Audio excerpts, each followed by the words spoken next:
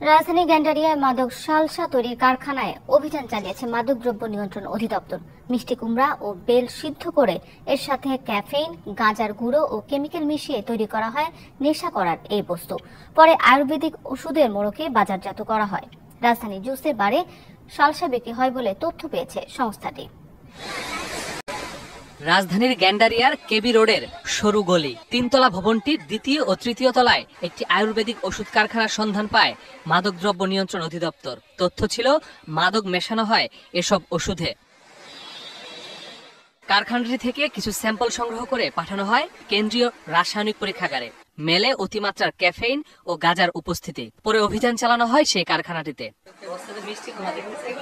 প্রথমে সিদ্ধ করা হয় মিষ্টি কুমড়া ও বেল, পরে এর সাথে মেশানো হয় ক্যাফেইন, গাঁজার গুঁড়া ও বিভিন্ন কেমিক্যাল। বাজারজাত করা হয় আয়ুর্বেদিক ওষুধের মোড়ক লাগিয়ে।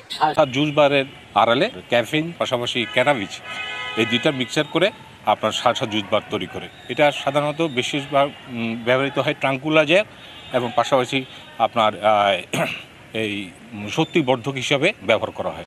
নতুন এই মাদকটি সালসা বা পিনিক নামেও পরিচিত।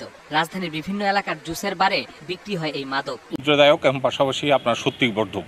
তো এটা খাওয়ার সাথে সাথে আপনি দ্রুত উদ্দীপনা পাবেন। হ্যাঁ, কিন্তু এখানে যেগুলো ব্যবহার করা হয়, যে সকল কেমিক্যাল ব্যবহার করা হয়, তার স্বাস্থ্যের জন্য ক্ষতিকর। ক্যাফিনটা আমাদের যে মাদকদ্রব্য নিয়ন্ত্রণ অধিদপ্তরের যে লিমিট 0.145 তার চেয়ে অনেক বেশি। এই জন্য এগুলো আমরা জব্দ করি। যেসব জুস বারে এই মাদক বিক্রি হয় সেখানেও অভিযান চালানোর কথা জানিয়েছে মাদকদ্রব্য নিয়ন্ত্রণ অধিদপ্তর।